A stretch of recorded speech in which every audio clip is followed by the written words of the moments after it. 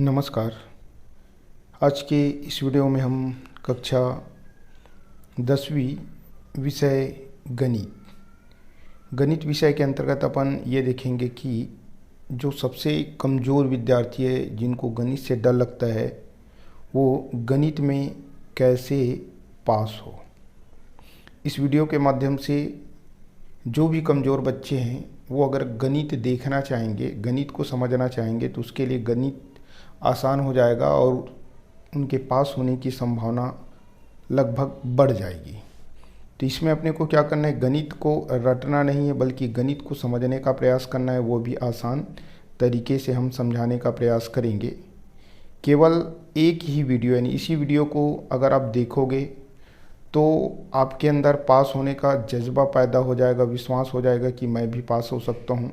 आपको केवल हम केयर कराएंगे कि 5 से 6 प्रश्न ऐसे हैं जिनको आपको देखना है और उसी के माध्यम से आप पास हो सकते हैं। यहाँ पे कौन कौन से प्रश्न देखना है उसी प्रश्नों को मैं बताऊंगा।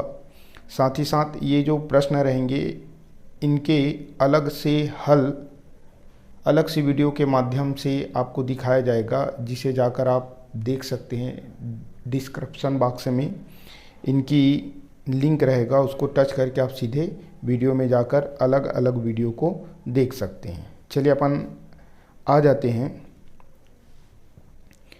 किन किन टॉपिकों के माध्यम से आपको पास होना है और क्या क्या चीज़ें आपको देखनी है। तो पहला हमारे पास है टारगेट, 1 अंक वाले जो प्रश्न हैं। टोटल ऑफ 1 अंक वाले 15 प्रश्न आते हैं। कितने प्रश्न आते हैं? 15 में कम से कम आपको 7 अंक प्राप्त करने हैं।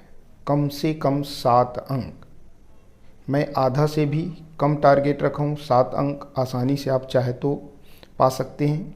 उसके बाद है आलेख बनाना। ये आपका इकाई नंबर 2 में है, निर्देशांक ज्यामिति में आलेख बनाना।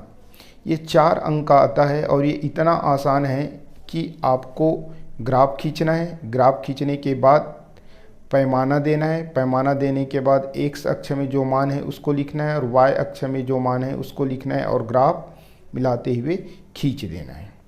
अगर ऐसे करने में आप सफल हो जाते हैं तो आप निश्चित तौर पे 4 में 4 अंक पाएंगे। तो पहला टारगेट हुआ हमारा क्या? आलेख बनाना। 4 अंक का रहेगा, आपको इसमें 4 अंक प्राप्त करना ही है। उसके बाद आता है दूसरा परिगत वृत्त, या उसी को हम परिवृत्त कह देते हैं, या इसके साथ अंतःवृत्त पूछा जा सकता है। तो दोनों वृत्त को बनाना सीखेंगे। विशेष तौर पे परिगत वृत्त प्रति वर्ष आता है, अथवा में अंतःवृत्त या आपके पास समरूप त्रिभुज आ जाता है। इसमें आपको केयर करना है कि जो चित्र बनाना होता है परिगत वृत्त का, वो चित्र 3 अंकों का आता है। जबकि रचना के पद जो लिखने होते हैं, जो एक प्रकार से आपको बताऊंगा यूनिक रहेगा, कोई भी आ जाए उसी रचना के पद को आपको जाके लिख देना है और उसमें आपको 2 अंक मिलेंगे। तो चित्र से 3, रचना के पद से 2, यानी कुल मिला के हमारे पास 5 अंकों का रहेगा और आपको इसमें पूरे 5 अंक प्राप्त करना है। तीसरा प्रश्न है आवर्ती जमा खाता। आवर्ती जमा खाता ये इकाई 3 से है। इसमें सिंपल से जो चीज़ दिया रहेगा उसको आप लिखोगे। इसमें वर्ष के बजाय मासिक किस्तों में राशि जमा की जाती है। माह के आधार पे गणना करना है, वर्ष का उपयोग आपको नहीं करना है। तो दिया है लिखना है और जो सूत्र है उस सूत्र में आपको मान बस रख देना है। मान लीजिए कैलकुलेशन करने नहीं आता, गणना करने अगर आपको नहीं आता तो आप मान बस रख देना। ये 5 अंक का है, तो दिया है लिखोगे और मान रखोगे तो सूत्र लिखोगे, तो कम से कम 2 से 2.5 अंक आपको इसमें भी मिल जाएगा। उसके बाद है त्रिकोणमिति। त्रिकोणमिति में समीकरण हल कीजिए, ऐसे करके केवल और केवल मेन रूप से 2 प्रश्न हैं और ये 2 प्रश्न में से 1 प्रश्न प्रति वर्ष फंसता है। तो मान के चलिए ये 2 प्रश्न को आपको अच्छे से गहराई से देखना है, समझना है। इसका वीडियो आपको डिस्क्रिप्शन बॉक्स में मिल जाएगा, आप टच करके सीधा वहाँ पे जा सकते हैं। तो ये 6 अंक का रहेगा। मान लीजिए आप अच्छे से प्रैक्टिस किए फिर भी कहीं पे गलती वगैरह कर देते हैं तो आपको कम से कम 3 अंक इसमें ज़रूर प्राप्त करना होगा। ठीक है। उसके बाद ये पहले देख लेते हैं छठा नंबर, बहुलक ज्ञात करना। बहुलक और वो भी वर्गीकृत आंकड़ा, यानी 0 से 10, 10 से 20, 20 से 30, ऐसे जो आंकड़ा रहता है उन आंकड़ों के माध्यम से, और ये हमारा आता है 4 अंक का। तो इसमें क्या है, आपको जो डायग्राम बनाने की ज़रूरत नहीं होती, केवल और केवल जो हमारे पास वर्गीकृत आंकड़े रहते हैं उन आंकड़ों को देखना है, और देखने के बाद L1, L2, F0, F1, F2 पूरे का मान रहेगा, उनको सूत्र में रखना है, सूत्र याद करना है और उस सूत्र में उन मानों को रख देना है। कैलकुलेशन नहीं आएगा तो छोड़ दोगे, तो कम से कम 4 में आपको 3 अंक मिलेंगे, क्योंकि सूत्र लिखोगे और मान रखोगे। उसके बाद है पांचवा में हमारे पास कुल 4 फेमस प्रमेय। प्रति वर्ष 1 या 2, इन चारों में से कई बार दोनों ही फंस जाता है, जैसे पिछले साल दोनों ही फंस गया था। तो इन चारों में से पहला है थेल्स प्रमेय, जिसे आधारभूत अनुपातिकता प्रमेय कहते हैं। कई बार थेल्स प्रमेय लिखकर सिद्ध कीजिए, तो इस प्रमेय को भी आपको याद रखना होगा। दूसरा है पाइथागोरस प्रमेय, इसको भी आपको आसान तरीके से हम समझाएं, देखना वीडियो में जाके, अगर पसंद आए तो। चक्री चतुर्भुज के सम्मुख कोणों का एक योग 180 अंश होता है। कुंजी में, गाइड या अदर चीज़ों में देखोगे तो ये डिफ़िकल्ट तौर पे बना होता है, कमज़ोर विद्यार्थी इनको आसानी से नहीं समझ पाते, लेकिन हमारे वीडियो में जाके देखना, इनको एकदम आसान तरीके से आप लोगों को समझाया गया है। चौथा है PT² = PA × PB। ये आपका छेदक और जो स्पर्श रेखाएं होती है वो वाले पार्ट से है, और ये भी बहुत प्रसिद्ध है। तो ये तीनों में से 3, एक हो गया आधारभूत या थेल्स प्रमेय, दूसरा पाइथागोरस प्रमेय, तीसरा चक्री चतुर्भुज के सम्मुख कोणों का योग 180 अंश। ये तीनों की संभावना बेहद ज़्यादा होता है, तीनों में से एक हर सेट में आने की संभावना है। ये थोड़ा कठिन है, फिर भी इनको देखने का प्रयास कर लेना। तो ये 5 अंकों का रहेगा, जो 5 अंकों के रहेंगे उसके आधार पर कम से कम आप प्रयास करोगे तो कम से कम आपको 3 अंक इसमें प्राप्त करना होगा, और वर्गीकृत आंकड़े वाले में 3 अंक।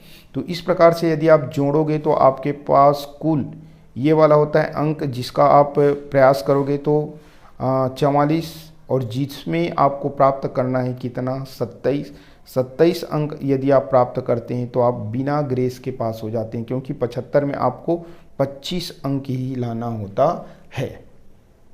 मान लीजिए पेपर कठिन आ गया तो कम से कम मान लीजिए इसमें 2 नंबर और माइनस हो जाता है, फिर भी तो आप 25 तक पहुंच सकते हैं। 25 से भी कम आए तो कम से कम आप ग्रेस के द्वारा तो पास हो सकते हैं। इसलिए चलिए अपन यहाँ पे ये प्रयास करूँगा, 1 अंकों में कुछ ऐसे प्रश्न हैं, इस 1 अंकों में कुछ ऐसे प्रश्न हैं जिसको चुटकी में हल कर सकते हैं। मैं समझाऊंगा, मान लीजिए आपको समझ में आएगा तो आप आसानी से उनको हल करके कुछ, यानी कम से कम 4-5 नंबर मैं अभी इसी वीडियो में आपको इसी को पहले समझाता हूँ। फिर आलेख में जाएंगे, फिर परिगत वृत्त, फिर आपका आवर्ती जमा खाता, फिर बहुलक, और अंत में आपको थेल्स प्रमेय वगैरह को भी यहाँ पे जो बना हुआ है उसको दिखाऊंगा। बस अगर आपको अच्छा लगे तो वीडियो में जाके आप देख लेंगे। चलिए आगे बढ़ते हैं। 1 अंक यहाँ से आना निश्चित है। यह है हमारा क्षेत्रमिति। इकाई नंबर कौन सा है? इकाई नंबर है हमारा 7, और वो है 1 अंक वाले केवल 1 प्रश्न आते हैं, और वो प्रश्न जनरली घन और घनाभ से पूछा जाता है। तो इसमें पहला बिंदु है हमारे पास, पृष्ठ या फलक की आकृति। जो घन और घनाभ होते हैं, घन और घनाभ होते हैं, उनकी आकृति कैसा होता है। जैसे घनाभ यानी मान लीजिए आप कोई कमरे में बैठे हैं या पेपर दिला रहे हैं, उसी कमरे में बैठे हैं, तो देखना टोटल आप 6 फलक होते हैं। ऊपर यानी छत, नीचे यानी ज़मीन, फिर आपके पास दाएं बाएं होंगे वो भी शामिल हो जाएगा, यानी 4 दीवार होंगे, 4 दीवार, ऊपर एक 5, नीचे एक 6। और उसका आकार कैसा होगा? उसका आकार होगा आयताकार, क्योंकि एक बड़ा रहेगा और एक छोटा रहेगा। यानी घनाभ तो आप घर को याद करना, रूम को याद करना, कमरे को याद करना, तो उसका आकार क्या होगा? आयताकार। जबकि वर्ग यानी घन जो है किसके आकार का होता है? वर्गाकार। वर्गाकार मान लीजिए जो गोला रहता है, दीपावली के समय जो खेलते हैं ना, जिसमें पूरा आपके पास रहता है ईंट, कुम्पान वगैरह क्या क्या पूरा रहता है, उसके चारों तरफ समान होते हैं, यानी लंबाई, चौड़ाई और ऊंचाई समान होते हैं, और उसकी आकार जो है वर्गाकार होता है, वर्ग के आकार का। तो क्या पता आपको पूछ दिया जाए कि घन के फलक की आकृति कैसा होता है, तो आप आयताकार बताना। घन का बोलोगे तो वर्गाकार और घनाभ का बोले तो आयताकार बताना। याद रखना, केयर कर लेना। उसके बाद ये दूसरा, तीसरा, चौथा और पांचवा से लेकर ये सब सेम है, केवल आकृति में केयर करना। घनाभ की आकृति आयताकार, घन की आकृति वर्गाकार। अब यहाँ से केयर करो। ये दूसरा है पृष्ठ या फलक की संख्या, चाहे घन हो चाहे घनाभ हो, दोनों में 6-6। ठीक है। अगर आपको पूछे घनाभ में कुल फलकों की संख्या कितनी है, तो 6। घन में कुल फलकों या कुल पृष्ठों की संख्या कितनी है, तो भी 6। जैसे आपको बताया कि घर में तो रहते हैं, तो घर में ऊपर छत 1, नीचे धरती 2, है ना, और 4 दीवार, तो 2 और 4 6, यानी कुल कितने फलक हो गए? कितने फलक? 6। उसके बाद है शीर्ष की संख्या। शीर्ष यानी होता है, एक प्रकार से कह सकते हैं जहाँ पे जो 3 भुजा, यानी आप केयर कर लेना, आप जो मकान बैठे होंगे, जो वीडियो देख रहे हैं, तो छत के ऊपर की ओर कितने कोने होंगे? ऊपर में 4 और नीचे में 4। केयर करो, आप गहराई से देख लीजिए। ऊपर में 4 कॉर्नर और नीचे में 4 कॉर्नर, कोनटा कह सकते हैं, 3 भुजा वहाँ पे आके मिल रहा है, तो उसकी संख्या कितना होगा? नीचे में 4 ऊपर में 4, यानी कितना हो जाएगा? 8। ये आप केयर कर लो, दोनों में 8 ही कहलाएगा। त्रिभुज में जैसे 3 शीर्ष होते हैं, जैसे ये त्रिभुज है, तो यहाँ पे मिल रहा है तो ए शीर्ष, यहाँ पे मिल रहा है तो बी शीर्ष, यहाँ पे मिल रहा है तो सी शीर्ष।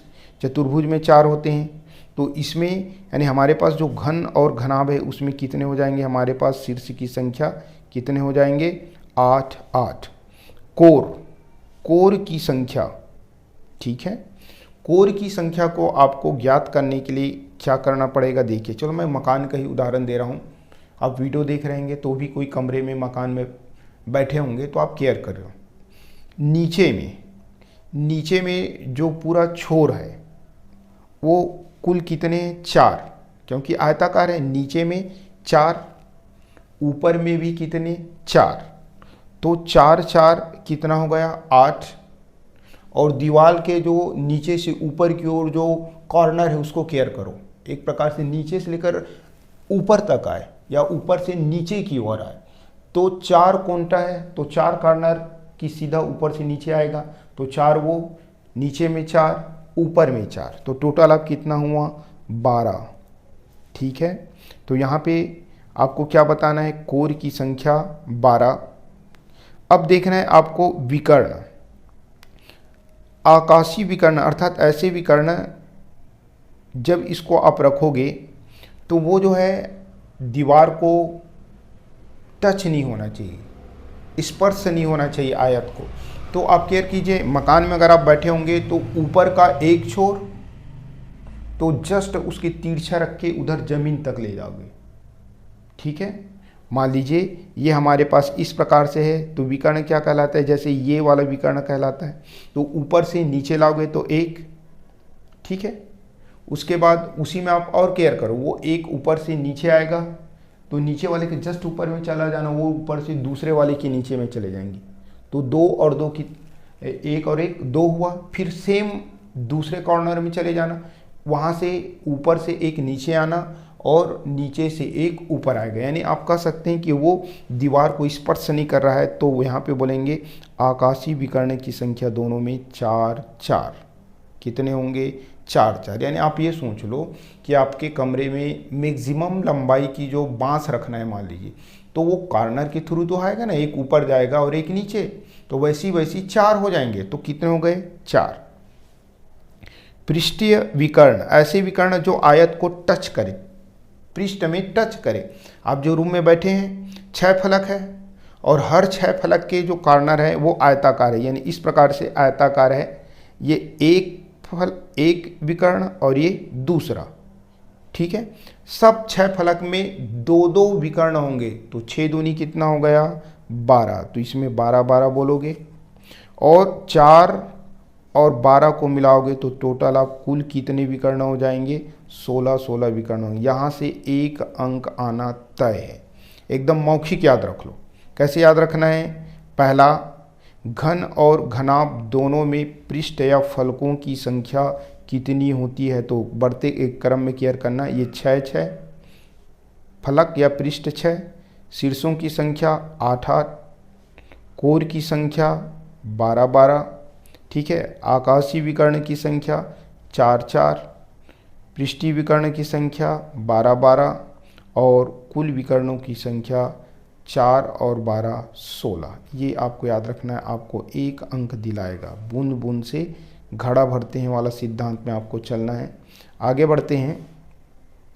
1 अंक वाले प्रश्न आपको यहाँ से जनरली पूछे जाते हैं कि आपके पास बहुपद दिया रहेगा, ठीक है, और या तो उसी को हम दे सकते हैं, ये एक अध्याय का और ये दूसरा अध्याय का, द्विघात समीकरण या द्विघात बहुपद। द्विघात बहुपद भी बोल देगा। बहुपद में क्या रहेगा? बराबर शून्य नहीं रहेगा, वो बहुपद है। जैसे ये बहुपद है क्योंकि इसके बराबर शून्य नहीं है, और बराबर अगर शून्य दे दिया जाए तो ये द्विघात समीकरण कहलाएगा, क्योंकि x की अधिकतम घात कितना है? 2, इसलिए क्या कहलाएगा? द्विघात समीकरण कहलाएगा। इसमें केयर करो, एक प्रश्न पक्का आने की संभावना रहता है पूर्णतः, तो आपको ये याद रखना है, द्विघात यानी बहुपद या द्विघात समीकरण या वर्ग समीकरण है या नहीं है, या बहुपद है या नहीं पूछेगा तो आप क्या करोगे? ये बहुपद से रिलेटेड है जिसमें बराबर शून्य नहीं है। तो पहला देखो, ये केयर कर लो, ठीक है। x की घात यदि वर्गमूल के रूप में हो या कोई मूल के रूप में हो, वर्गमूल, घनमूल, है ना, या x की घात, यानी x की घात ऐसे वर्गमूल के रूप में नहीं रहना चाहिए। अगर है तो वो बहुपद या द्विघात समीकरण नहीं होगा। x की घात यदि बटे के रूप में है, जैसे x की घात 1/3 है, या x की घात 2/3 है, या x की घात ऋणात्मक है, ऋणात्मक यानी ऋण चिन्ह, जैसे x की घात ऋण 3 हो गया, तो ऐसे ये 3 कंडीशन रहेंगे। यानी करनी चिन्ह यानी मूल वाला रहेगा तो x की घात भिन्न के रूप में यानी बटे के रूप में रहेगा, तो x की घात में पावर यदि ऋणात्मक रहेगा तो वो कभी भी बहुपद, द्विघात बहुपद या द्विघात समीकरण या द्विघात यानी वर्ग समीकरण नहीं होगा। ये पहचान है आपकी, केयर कर लेना। चलिए, पहला, x² + 4x + 4, यहाँ पे x की मैक्सिमम घात 2, x की घात 1 और बिना है। अब यहाँ पे केयर कर लीजिए, 2 उसके बाद 1, यानी हमारा क्या है? बहुपद है, साथ ही साथ द्विघात बहुपद भी है। दूसरा में देखें, x² - 4, ये भी बहुपद है, इसमें कोई प्रॉब्लम नहीं है। अब देखिए, ये x² + √x है, देखो √x आया, यानी ये बहुपद नहीं है, ये वाला बताया था आपको ये। उसके बाद है चौथा, x + x + 1/x, 1/x। ये 1/x को हम x की पावर -1 लिखते हैं, यानी ऋणात्मक पावर आ गया, ऋणात्मक घात आ गया, यानी बहुपद नहीं है। उसके बाद है, इसको आप केयर कर लो, पांचवा, x² + x की पावर -1, x की पावर -1 है, यानी ये भी बहुपद नहीं है, ये वाला, इसको बहुपद हम नहीं मान सकते। उसके बाद आप केयर कीजिए, क्या? छठा, मैंने कहा है कि x की पावर, x की मतलब रूट के रूप में नहीं होना चाहिए। ये अंकों को नहीं बोला हूँ, यहाँ पे √5 x² है, तो आप ये मत सोचना कि रूट वाला आया तो आंख मूंद के वो बहुपद नहीं है। x को केयर करना है, x की घात 2, x की घात 1 है ना, और ऋण 1/2 है, तो कोई प्रॉब्लम नहीं है, ये कि हमारा बहुपद होगा। धोखा मत खाना, इसको केयर कर लेना। हमको x से मतलब है ना कि x के सामने वाले कोई अंक से, राइट। चलिए, इसी में केयर कर लो। मान लीजिए हमारे पास x + 1/x है, बराबर 0 है। आपको पूछा जाए क्या यह वर्ग समीकरण है? बहुपद पूछेगा तो बहुपद नहीं है। अगर वर्ग समीकरण है कि नहीं है उसको जानने के लिए आपको क्या करना पड़ेगा? इनको गुना करना पड़ेगा। अब जैसे मैंने बोला है कि x की पावर -1 है, तो ये वर्ग समीकरण या बहुपद नहीं ऐसे सोचोगे, लेकिन हल करने पर देखना ये बहुपद बन जाएगा। क्या बन जाएगा? वर्ग समीकरण बन जाएगा। लासा निकालोगे यानी एक्स का वर्ग धन 1, ठीक है, कुल की बटे एक्स बराबर 0, और ये एक्स उधर जाके 0 बन जाता है तो बचता है हमारे पास एक्स स्क्वायर प्लस 1। उस कंडीशन में बराबर 0 रहेगा। ये हमारा क्या कहलाएगा? वर्ग समीकरण। चलो इसमें उतना दिमाग लगाने की जरूरत नहीं, आप इसी को केयर करेंगे, ठीक है। ये 1 नंबर आपको दिलाएगा। उसके बाद आता है शून्यकों या मानों का योगफल और गुणनफल ज्ञात करना। ये भी प्रतिवर्ष 1 अंक में आपके पास आता है, आपको यहाँ से 1 अंक मिलने की संभावना रहेगा। इसके लिए आपको क्या करना है, जो हमारे पास व्यापक समीकरण है या मानक समीकरण है a x square plus b x plus c, इसी को केयर करना है। और जो समीकरण रहेगा उसकी तुलना आपको इसी से करना है कि एक्स स्क्वायर के सामने क्या है वो ए का मान, एक्स के सामने क्या है वो बी का मान, और सी के जगह में जो है बिना एक्स वाले पद वो सी का मान होगा।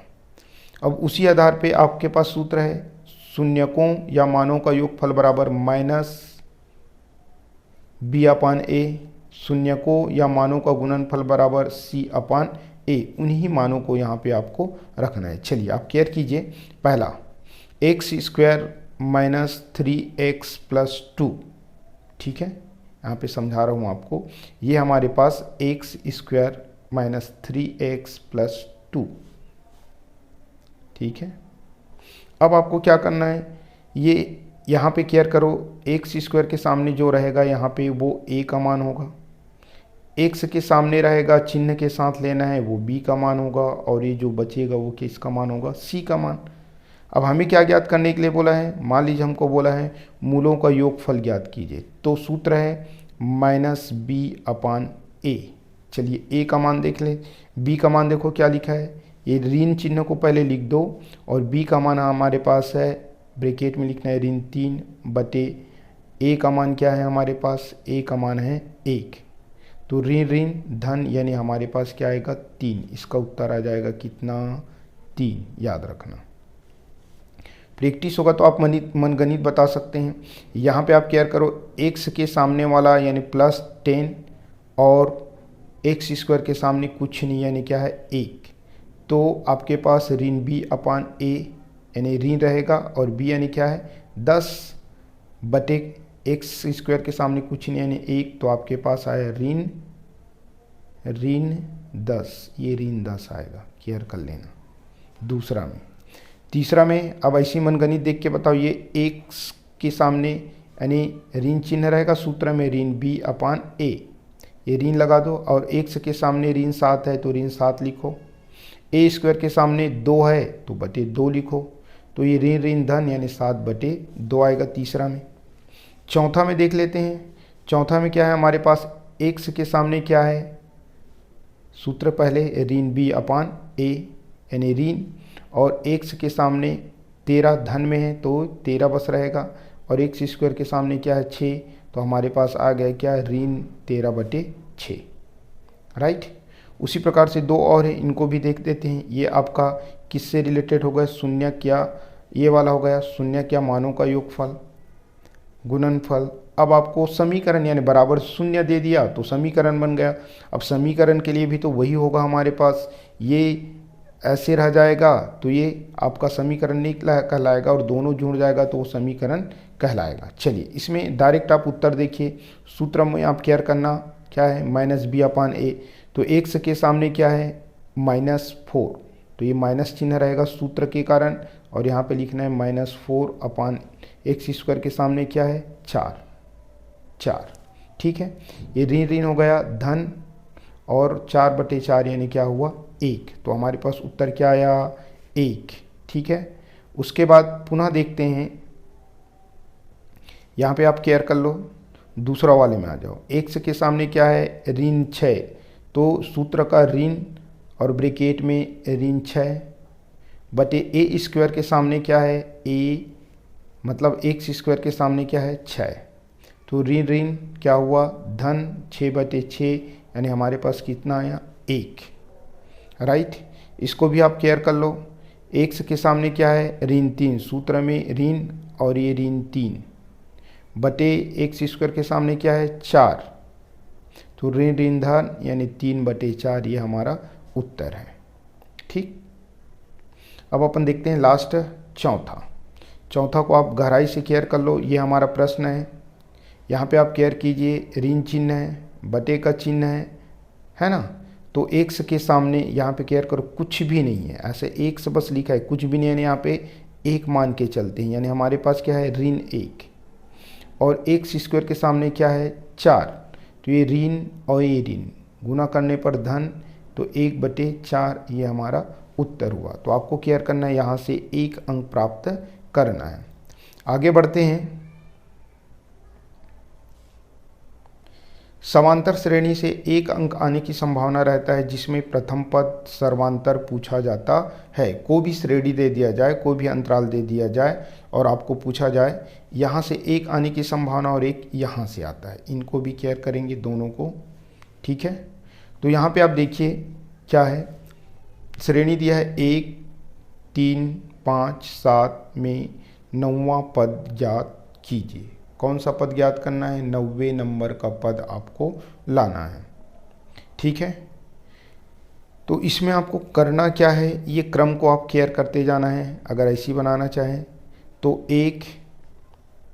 1 में कितना जोड़ें तब 3 आया, 2 जोड़ने पर 3 आया, 3 में 2 जोड़ने पर 5 आया, 5 में 2 जोड़ने पर 7 आया, तो ये 1 पद, 2 पद, 3 पद, 4 पद ऐसी जोड़ के ही ज्ञात कर सकते हो। मान लीजिए ऐसे बनाना चाहो तो एक सूत्र के माध्यम से भी बना सकते हैं। फिर 2 जोड़े तो 9, फिर 2 जोड़े तो 11, फिर 2 जोड़े तो 13, फिर 2 जोड़े तो 15, फिर 2 जोड़े तो 17, 1 2 3 4 5 6 7 8 9, तो यहाँ पे क्या आ जाएगा 17। सूत्र है इसका Tn = a(n-1) × d। a यानी पहला पद क्या है हमारे पास 1, तो 1 लिख दो। ठीक है, और सब पद में डिफरेंस कितना है, कितने जोड़ने पे आ रहा है 2, तो d का मान हो जाएगा। और n यानी 9वां पद ज्ञात करना है, तो -9 - 1 × अंतराल यानी 2, तो यहाँ पे 9 में 1 घटाने पर कितना आ जाएगा 8। ठीक, ये a प्लस है। उसके बाद ये कितना हो जाएगा 8, 1 धन 8 गुणित 2, 8 दूनी 16 और 1 17 आपके पास आया। ऐसे में भी 17 आया, सूत्र के माध्यम से भी 17 आया। और समझा रहा हूँ एक, इसके माध्यम से समझो ये वाला। इसमें 5वां पद बोला है, 3 तो दिया है, कोई टेंशन नहीं। अंतराल कितना है ये देख लो, 7 में 6 जोड़ने पर 13, ये पहला पद, ये दूसरा पद। उसके बाद 13 में 6 जोड़ने पर 19, तीसरा पद। 19 में 6 जोड़ने पर 25, चौथा पद। 25 में 6 जोड़ने पर 31, 5वां पद। तो हमारे पास उत्तर क्या आएगा, 5वां पद यानी 31 आएगा। क्या आएगा 31। ठीक है, 31। अब सूत्र से दिखा रहा हूँ। सूत्र में क्या है, केयर कर लो, Tn या इसी को An भी कह देते हैं, a + n-1 × d। a यानी प्रथम पद, शुरू में कौन सा पद है 7, यहाँ पे 7 लिखो, प्लस कौन सा नंबर का पद ज्ञात करने के लिए बोल रहा है n, n का मान कितना है 5 -1, d यानी कितने का डिफरेंस हुआ, तो 13 में 7 गया तो कितना आ जाएगा 6, 19 में 13 गए तो कितना आ जाएगा 6, यानी यहाँ पे 6, तो ये 7 है। 5 में 1 घटाने पर 4, 4 6 24, 24 और 7 31, दोनों माध्यम से आया, जो भी अच्छा लगे देख लो। राइट, चलिए अब ये प्रश्न भी पेपर में आते हैं, इसको भी आपको केयर करना है। इसमें धोखा क्या खाता है, यहाँ पे समांतर माध्य बोला है तो हम ये समझते हैं कि वो लास्ट वाला पार्ट समांतर माध्य, माध्यिका और बहुलक का होगा। केवल 2 दिया रहेगा, 2 पद, तो आप इनको यहीं का समझोगे। राइट, चलिए हमारे पास दिया है √2 + 1 √2 - 1, इसका समांतर माध्य ज्ञात कीजिए। ऐसे दो पद दिया जाए और समांतर माध्य ज्ञात करने के लिए बोला जाए तो एकदम शॉर्टकट, ये दोनों को जोड़कर 2 से भाग दे देना। जैसे a धन b, मान लीजिए ये a है और ये b है, तो क्या किए हैं, a और b को जोड़ना है और 2 से क्या करना है, भाग देना है। तो सेम आपको करना है, क्या करना है, ये दोनों को आपको जोड़ना है, ये और 2 से क्या कर देना है, भाग दे देना है। चलिए जोड़ दो, प्लस चिन्ह है तो कोई टेंशन नहीं है। यहाँ पे देखिए ये धन 1 और ये ऋण 1 दोनों कटेगा, तो क्या बचा हमारे पास, वर्गमूल 2 धन वर्गमूल 2। अब वर्गमूल चिन्ह है तो कुछ नहीं करना, इसके सामने को केयर करने, कुछ नहीं है, यहाँ पे भी कुछ नहीं है, तो 1, तो ये 2 बार आया है, तो 1 और 1 कितना हो जाएगा, 2, ये कॉमन निकलेगा वर्गमूल 2, तो 1 धन 1 यानी 2 वर्गमूल 2 की बटे 2, तो ये 2 और 2 कटेगा, तो हमारे पास वर्गमूल 2 इसका आंसर आएगा। ये केयर करेंगे, राइट। कैसे आया तो देख लेना। अब इसका उत्तर हम देख चुके हैं, क्योंकि 1 और 1 कट गया था और यहाँ पे वर्गमूल 2 था, तो 2 वर्गमूल आया था, सामने का 2 कटा तो उत्तर 2 आया था। तो इसमें हम डायरेक्ट उत्तर की पहचान कर सकते हैं। इसमें भी उत्तर कितना आएगा, वर्गमूल 5। क्या आएगा, वर्गमूल 5। ये आपको केयर करना है, ठीक। आगे बढ़ते हैं। अनुपात समानुपात में जनरली ये वाला प्रश्न आपको पूछा जाता है और ये दिया जाता है, 1 को हटा दिया जाता है, x के रूप में दिया जाता है और पूछा जाता है कि इसका मान क्या होगा। ये भी आसानी से आप चाहे तो ज्ञात कर सकते हैं, कोई प्रॉब्लम नहीं। 2 तरीके से इनको मैं समझाने का प्रयास करूंगा। चलिए मैं पहला लेता हूँ। क्या दिया है हमारे पास, 5:10 समानुपात यानी बराबर लिख देता हूँ मैं, x/30। इसमें x का मान क्या होगा ये पूछा है। एक तो इनको सरलतम रूप में लाके यानी बटे के रूप में यानी 5/10 कर सकते हैं और इसको 1 बटे क्या कर सकते हैं, 30, राइट। आपका टारगेट है जो दोनों दिया है, देखो ये ऊपर में 5 दिया है और 1 से दिया है, तो दोनों नहीं दिया है। नीचे में क्या दिया है, 10 और क्या दिया है, 30। आपको ये टारगेट करना है कि ये छोटा है और ये वाला 30 बड़ा है, तो इसमें किससे गुना करें कि वो 30 बन जाए। तो किससे गुना करोगे, 3 से। किससे गुना करोगे, 3 से। तो 10 दिया 30, दोनों बराबर हो गया। वैसे ही जब इसको 3 से गुना किए नीचे को, तो ऊपर को भी 3 से गुना करना है, तो 5 दिया 15, x का मान हमारे पास आ जाएगा 15। शॉर्टकट तरीका ये है, ऐसे ही आपको बनाना है अगर रहेगा तो, राइट। या दूसरा तरीका देख लो। दूसरा तरीका में आपको क्या करना है, 5/10 बराबर 1/30। पहले इनको क्या कर सकते हो आप सरलतम रूप में, 5 एकम 5, 5 दूनी 10, 1/2। फिर इसको भी सोचो, यानी 30 को किससे भाग दें कि वो कट कर 2 आ जाए, तो 15 से, तो 15 दूनी 30। इसको 15 से भाग दिए है ना, इसको 15 से भाग दिए, तो 15 से भाग दिए तो 15 ऊपर चला जाएगा, तो मान के चलिए हमारे पास ऊपर में क्या चला गया, 15, यानी 1 बराबर क्या हो जाएगा हमारे पास 15, राइट। क्योंकि आप इसको 1/2 आया तो आप यही तर्क लगाओ ना भाई, ये ऊपर में क्या रखें कि नीचे वाले को कटाने पर नीचे वाले 2 आ जाए और ऊपर में जो रखोगे वही रहेगा, तो 15, तो 15 एकम 15, 15 दूनी 30, 1/2 इसका, 1/2 इसका। लेकिन शायद मेरे ख्याल से पहला वाला सही था, अच्छा तरीका। एक बार दूसरा भी ले लेते हैं, 14/35 बराबर 16/x। डबल है उसको केयर करना है। अब यहाँ पे तो गुना करने पर नहीं आएगा, तो इसको सरलतम रूप में लाके हल करने का प्रयास ही करना पड़ेगा आपको, राइट।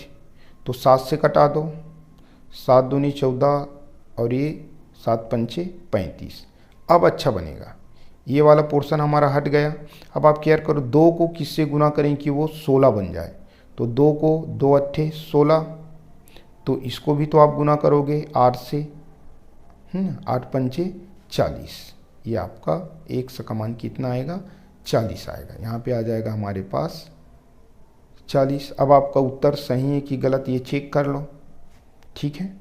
उत्तर सही की गलत, यहाँ पे मैंने ला के दिखाया 40। ये 14/35 है। सरलतम रूप में लाओगे तो 7 दूनी 14 और 7 पंचे 35।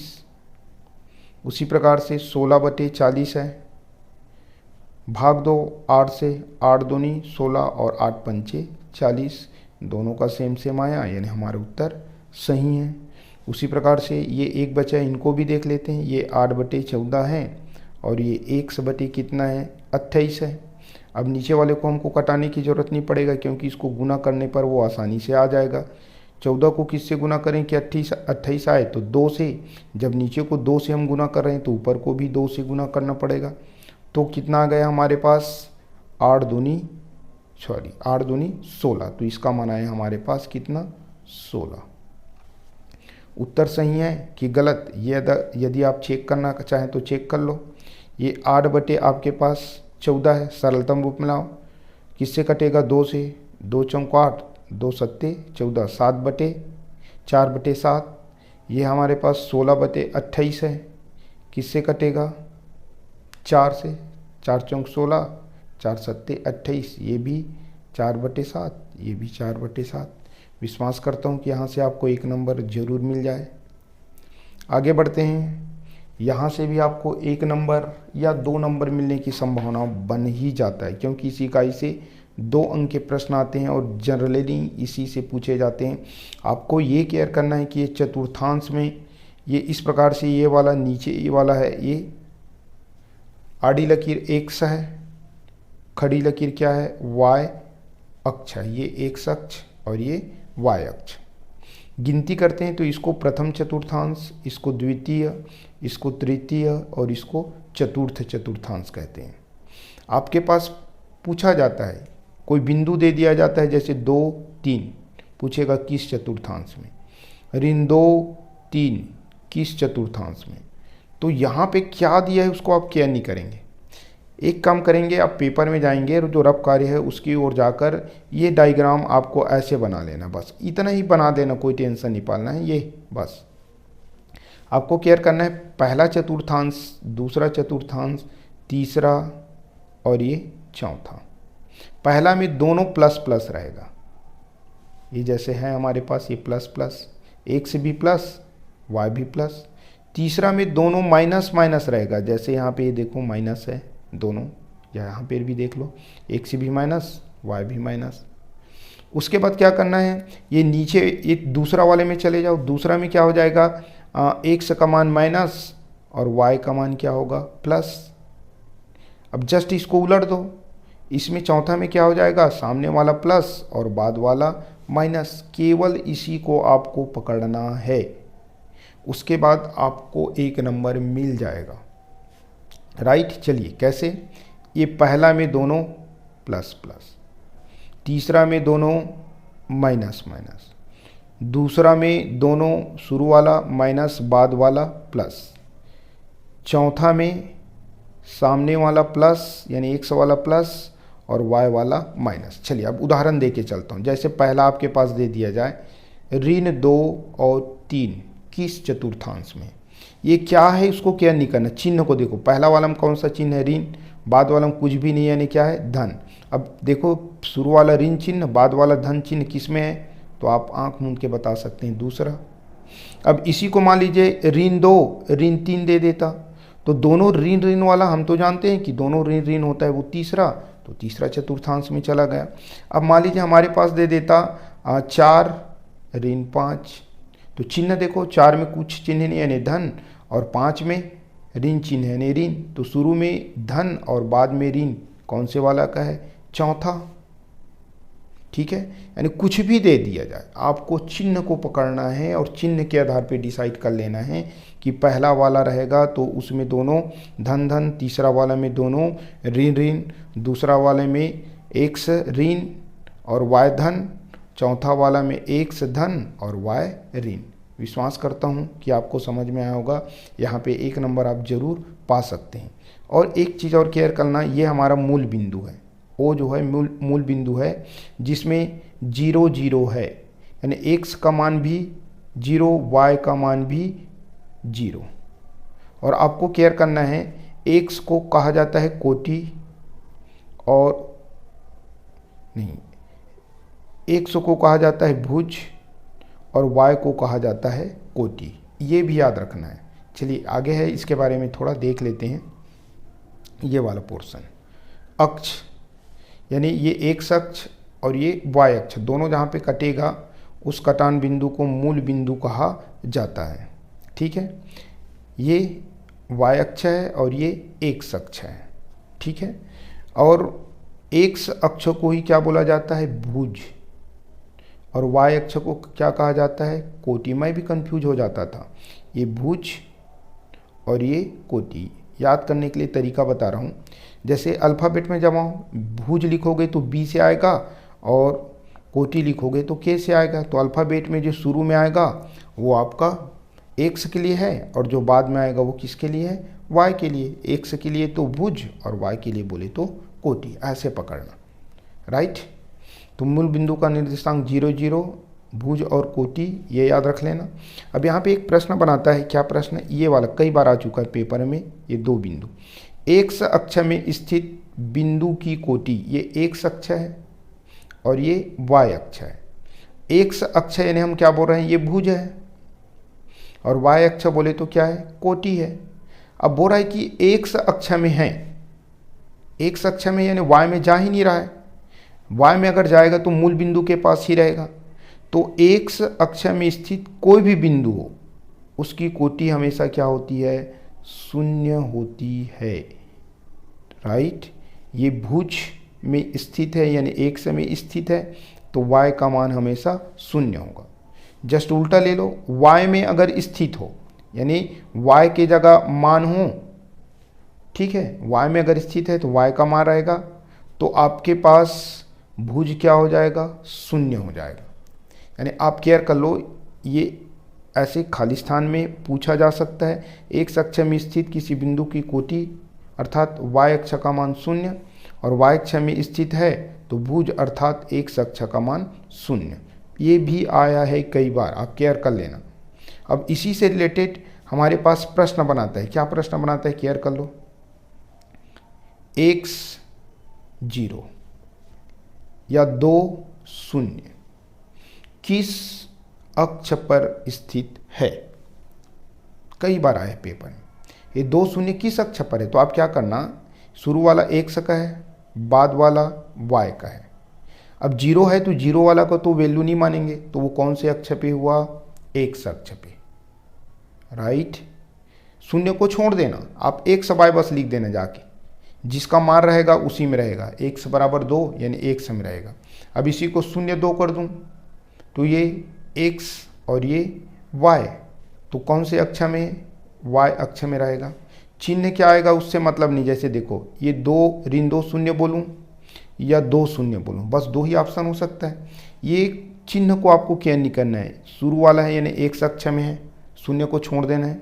अब इसी को बदल दूँ 0 2 या 0 ऋण 2, तो चूंकि एक्स और ये वाई का मान हमको पता चल रहा है, इस कारण से वाई अक्ष में होगा। यहाँ से अगर इन सबको देखेंगे तो आपको 2 नंबर मिलने की संभावना रहेगा। ये 1 अंक वाले कहाँ से आएगा, आपका ब्लूप्रिंट, इसी के आधार पे आप पढ़ा करो हर पार्ट को, कहाँ से क्या आएगा कैसे आएगा ये आपको पता चलता है। उसके बाद 1 अंकों के प्रश्न कहाँ से आ सकता है, ये पूरा मैं यहाँ पे टिक लगा के देखा हूँ, कहाँ कहाँ से क्या क्या आता है, आप देख लेना अच्छे से और गहराई से। वीडियो लंबा ज़्यादा ना बने, इस कारण से आगे बढ़ रहा हूँ मैं। चलिए, आलेख बनाना। आलेख में क्या करना होता है, ये पैमाना जिसको आप लोग छोड़ देते हैं, इस प्रकार से आपको बनाएंगे तो ये वाला एक्स अक्ष और ये वाला वाई अक्ष। हमारे पास प्रश्न जो है इस प्रकार से दिया रहता है कि आपको क्या खींचना है, आलेख, और आपको ग्राफ पेपर दिया रहेगा। ग्राफ पेपर में भी आपको उत्तर क्रमांक शो करना। एक चीज़ मेरा याद ध्यान से सुनना, जो आप लिखोगे प्रश्नोत्तर क्रमांक मान लीजिए 1 है तो 1 आलेख ग्राफ में तो लिखोगे, साथ ही साथ जो उत्तर पुस्तिका रहेगा वहाँ पर भी आपको उत्तर क्रमांक जो भी है और आलेख केयर करके लिखना है। क्यों, मान लीजिए कभी आपका ग्राफ गुम गया, आपने वहाँ पे उत्तर क्रमांक शो किया है, आलेख लिखे, ग्राफ गुम गया तो भी पेपर चेक करने वाले को आपको पूरा 4 में 4 अंक देना पड़ेगा। अगर गुम गया तो भी, इस कारण से लिखना जरूरी है। अब आप नहीं लिखे, मान लीजिए मुख्य उत्तर पुस्तिका में ग्राफ आपका गुम गया, कहीं पे शो नहीं हुआ है, तो आपको कुछ भी अंक मिलने वाला नहीं है, इसलिए वहाँ पे भी शो करना बेहद जरूरी है। पेपर चेक करते समय इन चीज़ों को ध्यान दिया जाता है, ठीक है। चलिए अब इसको कैसे बनाएंगे। एक व्यक्ति 5 सप्ताह तक उपयोग किए गए प्याज की मात्रा किलोग्राम में यहाँ पे दिया गया है, तो आपको इनका आलेख क्या करना है, बनाना है। तो प्याज पहला सप्ताह में 1 किलो प्याज उपयोग किया, दूसरा सप्ताह में 2, तीसरा सप्ताह में 3, चौथा सप्ताह में 4, पाँचवा सप्ताह में 5, राइट। यानी सप्ताह के आधार पर प्याज की मात्रा जो है चेंजेस हो रहा है। यानी मेन हुआ, स्वतंत्र चर हुआ सप्ताह, और आश्रित चर हुआ आपका प्याज की मात्रा। तो आप केयर करना, जनरली आपको टेंशन नहीं पालना है, जो शुरू में रहेगा जनरली ऐसी है आपके प्रश्न में, शुरू वाले को एक कक्षा में डाल देना है, ये वाले की। अब देखिए ये ऐसे खींचे हम, तो ये हुआ हमारे पास 0, मूल बिंदु 0 0 रहेगा। अब यहाँ पे लिखना है सप्ताह वाले को, तो कितने का अंतराल है, ये 0 हुआ, उसके बाद 1, ये वाला 1, ये वाला 2, ये वाला 3, ये वाला 4, ये वाला 5, एक बढ़ा के लिखना चाहिए, यहाँ पे 6 लिख सकते हैं, नहीं लिखेंगे तो भी चलेगा, यानी बढ़ा सकते हैं, ठीक है। ये हो गया एक्स अक्ष। वाई अक्ष में आपको चलना है, तो ये भी 0 है, ये 1 2 3 4 5, एक बढ़ा के लिखना है, 6 भी लिख सकते हैं। अब यहाँ पे इसको लिखना भी जरूरी है, ये वाला तिरछा लिखना जरूरी है, ऐसे भी लिख सकते हैं। क्या लिखोगे आप, प्याज की मात्रा किलोग्राम में, राइट। पैमाना को केयर करो, आप गलती करोगे, इसको तो जाके आप लिख सकते हैं। एक्स अक्ष पर एक बड़ा भाग बराबर, वाई अक्ष पर एक बड़ा भाग बराबर, ऐसे जाके लिख देना, इसको बस छोड़े रहना। अब आप केयर करो, एक सवाल में सप्ताह लिखें, सब में अंतर कितना का है, 1 2 3 4 5, एक दूसरे को घटाएंगे, 2 में 1 गया तो 1, 3 में 2 घटाओगे तो 1, 4 में 3 घटाओगे तो 1, यानी जितने का अंतराल रहता है उसी को यहाँ पे लिखना। सब में अंतर 1 आ रहा है, तो यहाँ पे क्या लिखोगे, सप्ताह है, तो यहाँ पे लिखोगे 1 सप्ताह, लिखा हूँ। वैसे इसमें भी माइनस करोगे तो आपके पास 1 आएगा, चूंकि 1 किलोग्राम में है, इसलिए यहाँ पे क्या लिखना है, किलोग्राम लिखना है। ये पैमाना केयर करना, अधिकांश बच्चे इसमें गलती करते हैं, और आपका 4 में से कम 1 अंक 1.5 अंक यहीं पे उड़ा देते हैं। अब आपको क्या करना है, चलिए देखो, ये 1 और ये 1 दोनों 1 यहाँ पे मिल रहा है, तो 1 1, एक्स के लिए 2 और y के लिए 2 दोनों मिलेगा तो 2 2, एक्स के लिए 3 और y के लिए 3 दोनों मिलेगा तो 3 3। तो ऐसे जो बिंदु रहेगा उसको ऐसे लकीर खींच दोगे तो आपके पास माना जाएगा। उसी प्रकार से ये 4 वाला 4 4 और ये 5 वाला 5 5, चाहे तो ऐसे भी लकीर खींच के बना सकते हो, लेकिन टाइम आपको वेस्ट नहीं करना है, बिंदु लगाओ और सीधा मिला दो, ठीक है। तो इस प्रकार से आपको ग्राफ बनाना है, विश्वास करता हूँ आपको समझ में आया होगा। चलिए आगे बढ़ते हैं। एक दूसरा ग्राफ भी है आपके पास, देखना चाहें तो देख लो। ये एक अक्ष में ऊपर वाले को एक समय, नीचे वाले को वाई में, राइट। पैमाना को एक बार और समझा देता हूँ, इसी में गलती, ये तो जाके लिखना, एक अक्ष पर एक बड़ा खाना बराबर, वाई अक्ष पर एक बड़ा खाना बराबर। एक अक्ष में हम क्या लिखें, वर्ग की भुजा 0 1 2 3 4 5, यानी एक एक के अंतर में आ रहा है, सीधी सी बात। तो एक क्या लिखोगे, ये सेंटीमीटर दिया है ना, तो यहाँ पे लिखोगे 1 सेंटीमीटर। इसमें कितने का अंतर, 0 4 के पहाड़ा है, 4 एकम 4 4 दूनी 8 4 3 12 4 चौक 16, यानी 4 का अंतराल हो रहा है। और ये किस में है, सेंटीमीटर में, तो यहाँ पे लिखो 4 सेंटीमीटर। पैमाना आपको पकड़ने आना चाहिए।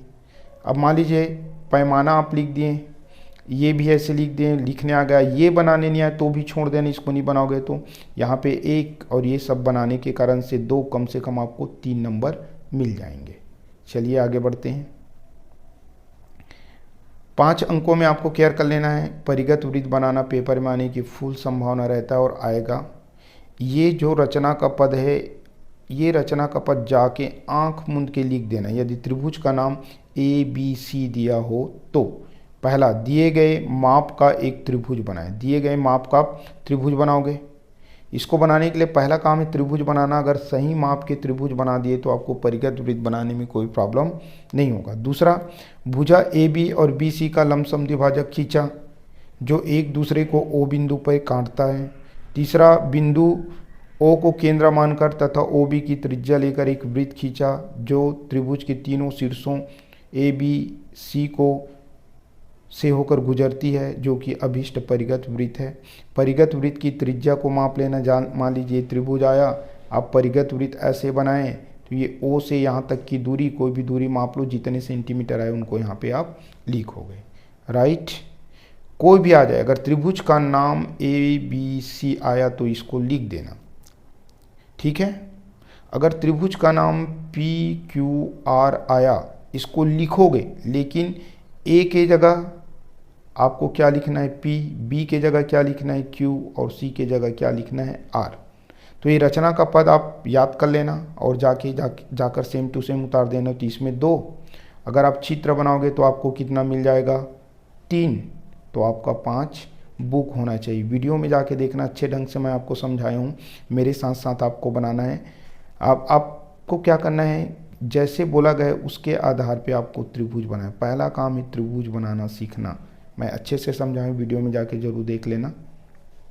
चलिए, अब यहीं पे पूछा है क्या, अंतःवृत्त। मान लीजिए परिगत वृत्त में आया, अंतःवृत्त आया, तो इसके रचना का पद भी वैसे ही हमारे यूनिक है। इसको भी जाके आप डायरेक्ट लिख देना। उसमें ए बी सी दिया था, तो इसमें पी क्यू आर करके समझाया हूँ, ठीक है।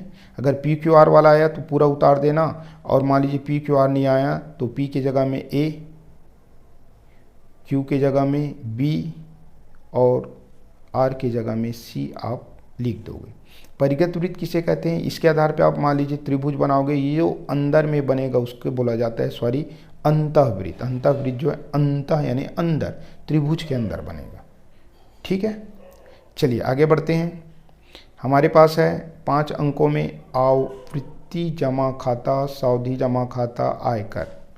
ये दोनों में से एक का क्वेश्चन आएगा, लगभग इससे रिलेटेड एक आएगा, अथवा करके आपका आयकर दिया जाता है। अगर मान लीजिए ये आया तो आप इनको कैसे बनाओगे, ये अपन केयर कर लेते हैं। प्रश्न देखो, करीम भारतीय स्टेट बैंक में 150 रुपये प्रति माह, यानी एक माह में 150 रुपये जमा करता है। दर कितना दिया है, 2 वर्ष, ठीक है। उसके बाद आवर्ती शब्द रहेगा, देखो आवर्ती जमा खाते, इसको केयर करना है, यानी आवर्ती जमा खाता दिया रहेगा तो आप जान जाओगे कि आवर्ती जमा खाता से, ठीक है। निवेश करता है, यदि ब्याज की दर कितना दिया है 5%, समय दिया है 2 वर्ष, राशि दिया है 150, इन्हीं को लिखना है।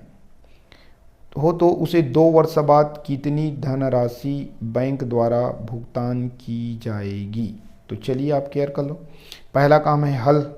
इसमें एक चीज़ यहाँ पे लिख दे, केयर करो, समय को हमेशा माह में लिखेंगे। 1 वर्ष दिया है यानी कितने माह में, 12 माह कन्वर्ट कर देना। 2 वर्ष दिया है तो 12 दूनी 24 माह कन्वर्ट कर देना। 5 दिया है तो 12 पंचे 60 माह कन्वर्ट कर देना। यानी समय को हमेशा माह में लिखना है, ये धोखा नहीं खाएंगे, राइट। और कुल राशि प्राप्त करने के लिए प्रति माह जो जमा किया है गया है वो राशि और कुल माह को आप गुना करोगे और धन ब्याज को उसमें क्या कर दोगे, जोड़ दोगे। तो सूत्र के माध्यम से आपको ब्याज मिलेगा, ठीक है। चलिए कैसे बनाना है आप देख लो। प्रश्न में क्या लिखना है, हल करोगे तो मासिक किस्त राशि हर महीना कितने जमा करता है, तो यहाँ पे देखिए ये 150, पी यानी मूलधन 150 लिखना है।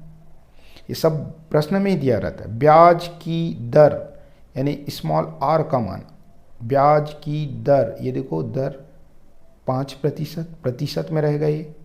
मासिक किस्तों की कुल संख्या, मासिक यानी कितने माह तक वो जमा करता है, तो 2 वर्ष, हमको तो माह में लिखना है, तो n बराबर 2 वर्ष को माह में चेंज करेंगे, 2 गुनी 12 तो 12 दूनी 24।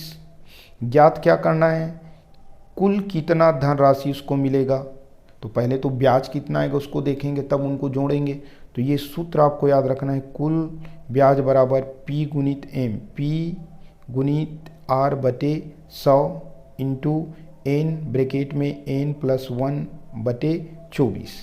यहाँ पे P यानी मूलधन, R यानी दर, N यानी समय। हमारे पास क्या है, P का मान 150, R का मान 5 और N का मान 24। इन मानों को आप क्या करोगे, अब रखोगे। देखिए P के जगह में 150, R के जगह में 5, N के जगह में 24, फिर N के जगह में अंदर 24, एक प्लस होगा तो 25 हो जाएगा। ये हल करना चाहें तो हल कर सकते हैं, नहीं तो यहीं तक आप छोड़ देंगे तो कम से कम आपको 5 अंकों में 3 अंक मिल सकते हैं। कैलकुलेशन नहीं आए तो छोड़ देना। आगे बढ़ता हूँ मैं, और अच्छे डिटेल्स इसी को देखना है तो वीडियो में जाके देखो, और ये सूत्र भी आपको वहीं पे क्या कर देना है, लिख देना है, तो इसके आधार पे भी आपको नंबर मिल जाएगा। राइट, चलिए अब देखते हैं त्रिकोणमिति से 6 अंकों का एक प्रश्न आता है। केवल और केवल 2 प्रश्न है। एक ये वाला प्रश्न, यहाँ पे समझाऊंगा तो ये समझ में नहीं आएगा, इस कारण से मैं केवल एक प्रश्न बस को दिखा रहा हूँ। ये प्रश्न आता है। राइट, उसके बाद मैं आगे बढ़ता हूँ। इसी में ये दूसरा प्रश्न, ये समीकरण हल कीजिए, यानी आपको थीटा का मान ज्ञात करना। हल करना है, किसी चर राशि का मान ज्ञात करना होता है, और हमारे पास चर राशि थीटा है। ये आप केयर करोगे, यहाँ पे समझाऊंगा तो समझ नहीं आएगा, वीडियो में जाके देख लेना, डिस्क्रिप्शन बॉक्स में डाल दूंगा। अब अपन आगे बढ़ते हैं। क्या है, बहुलक। बहुलक ज्ञात करना। ये आंकड़े आपके पास दिए रहेंगे और आपको बोला जाएगा कि बहुलक ज्ञात कीजिए। तो बहुलक ज्ञात करने के लिए ये वाला पोर्शन बहुत इंपॉर्टेंट है, इसको आप केयर करेंगे। इसको तो आप पेपर में नहीं बनाना है, लेकिन आपको समझने के लिए शीश में जैसे मैं यहाँ पे बना हूँ वैसे आप बना सकते हैं। तो जो आंकड़े हमारे पास दिया है उसको केयर करो। क्या दिया, एक बार पढ़ के समझा रहा हूँ। 30 से 40, 30 से 40 कितने बार आए, 11 बार। 40 से 50 29 बार। 50 से 60 6 बार। 60 से 70 3 बार। 70 से 80 1 बार। यानी सबसे ज़्यादा बार आवृत्ति किसका, ये 11 है, 29 है, 6 है, 3 है, 1। सबसे ज़्यादा बार क्या है, 29। तो अब आपको क्या करना है, देखो ऐसे ही आप करना भाई पेपर में, ये ऐसे घेरना, इतना का काम है। ये L1 L2, ये F0 F1 F2, यानी 0 1 2 ऐसे केयर करना है। राइट, इसी चीज़ को यहाँ पे शो किया हूँ, देखो मैं। अब आपको क्या करना है, इसी चीज़ को लिखना है। इन आंकड़ों को देखने से स्पष्ट है कि आवृत्ति 29 सबसे ज़्यादा बार है, और इस 29 के वर्ग का नाम क्या है, किस वर्ग, यानी 40 से 50 29 बार है, तो उसके वर्ग का नाम क्या हुआ, 40 से 50। अतः बहुलक वर्ग बराबर क्या हो जाएगा, बहुलक वर्ग बराबर 40 से 50, 40 से 50। राइट, छूट गया है यहाँ पे, केयर कर लेना, ये 40 से 50 होगा।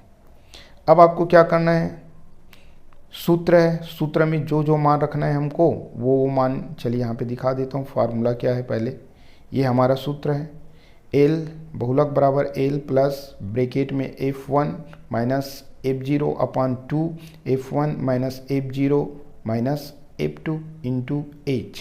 इसको भूल सकते हैं फार्मूला में, तो इसको याद रख लेना, 10/102।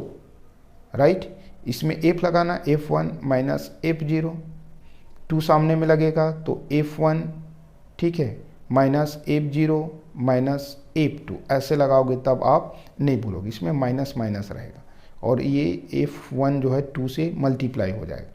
अब इसमें क्या क्या मान चाहिए, L F0 F1 F2 और H, इन मानों को चलिए हम वहाँ पे रखते हैं। चलिए L यानी क्या हो जाएगा, ये बताया था, ऐसे आपको शो ही करना पड़ेगा। ये L1 शुरू वाला, L2, फिर F0 F1 F2। राइट, तो यहाँ पे देखिए L यानी निम्न सीमा, शुरू वाला, तो 40। F0 यानी यहाँ पे स्पष्ट पता चल रहा है 11। F1 यानी 29। F2 यानी 6, यहाँ पे 50 रहेगा। हो गया मान। H का मान ज्ञात करने के लिए ये दोनों को घटाना होता है, L2 में L1 घटाना है, तो हमारे पास 50 में 40 गया तो 10। अब इन मानों को आपको सूत्र में लिख देना है। अब हल करने नहीं आएगा तो हल मत करना, यहीं तक लिख के आप छोड़ दोगे, ये मान तक रख के, तो भी आपको बहुत से नंबर मिल जाएंगे। 4 में कम से कम आपको 2.5-3 नंबर दे देंगे, 2.5 या 3 नंबर, और इतना ही चाहिए अपने को पास होने के लिए। चलिए आगे बढ़ते हैं। आगे है हमारे पास थेल्स प्रमेय। थेल्स प्रमेय या आधारभूत अनुपातिकता प्रमेय लिख कर सिद्ध कीजिए। तो कथन को आपको लिखना भी पड़ेगा, उसके बाद सिद्ध करना पड़ेगा। वीडियो में जाके देख लेना। इसको याद करने का तरीका भी बताया हूँ और इसको हल करके भी आपको समझाया हूँ। सीधा मैं आगे बढ़ता हूँ। ये पहला पार्ट उधर था, ये दूसरा पार्ट। इस प्रकार से ये हमारा हल होगा। उसके बाद है पाइथागोरस प्रमेय, ये भी इम्पॉर्टेंट है। ये तो एकदम इजी है। एक समकोण त्रिभुज के कर्ण का वर्ग अन्य दो भुजाओं के वर्गों के योगफल के बराबर होता है। यानी ये वाला याद रखना है, कर्ण का वर्ग बराबर लंब का वर्ग धन आधार का वर्ग। ये यानी किसी समकोण त्रिभुज के कर्ण का वर्ग अन्य दो भुजा यानी लंब और आधार के वर्गों के योगफल के बराबर होता है। ऐसी मौखिक याद हो जाएगा, तो इसको केयर कर लेना। ये पहला पार्ट। आगे बढ़ने पर ये दूसरा पार्ट, ठीक है। इसमें आपको एक चीज़ केयर करना है, क्या? ये जो छोटा चित्र बनाया हूँ ये यूनिक है एकदम, इसी के द्वारा ही आपको समझ में आएगा। पेपर में नहीं बनाना है, आपको समझने के लिए शीश में बना के बाद में मिटा देना है। आगे बढ़ते हैं। उसके बाद है ये अपना चक्री चतुर्भुज के सम्मुख कोणों का योग 180 अंश होता है, या दो समकोण यानी 90 धन 90 यानी 180, या उसी को समपूरक कोण बोलते हैं। समपूरक कोण में दो कोण होते हैं और दोनों कोणों का योग कितने अंश का होता है? 180 होता है। ऐसे प्रश्न को घुमा सकता है, ये पहले घुमा के देता था, अब शॉर्टकट में। और ये जो हल किया हूँ ये आपको किसी कुंजी वगैरह में नहीं मिलेगा, अलग से हल हुआ है एकदम शॉर्टकट तरीके से, जाके आप देख सकते हैं वीडियो में। ये दूसरा पार्ट है इसी का, एकदम शॉर्टकट में आपके पास बनाए गए हैं। उसके बाद है ये वाला कौन सा, PT square is equal to PA into PB।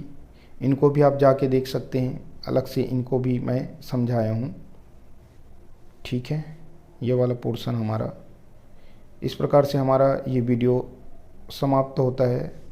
इसमें एक और है गोलों की संख्या ज्ञात करना, उधर मैं जिक्र नहीं किया हूँ, फिर भी गोलों की संख्या ज्ञात कीजिए, ऐसे करके पेपर में आ जाता है। तो कम से कम दिया है वगैरह को आप लिख लेना, अगर अच्छा लगे तो वीडियो में जाके देख लेना। ये गोलों की संख्या ज्ञात कीजिए करके पेपर में आता है, और एकदम ये भी ईजी है, गोलों की संख्या कैसे ज्ञात करना होता है। ये हमारा लास्ट हुआ। वीडियो देखने के लिए आप सभी को बहुत बहुत धन्यवाद।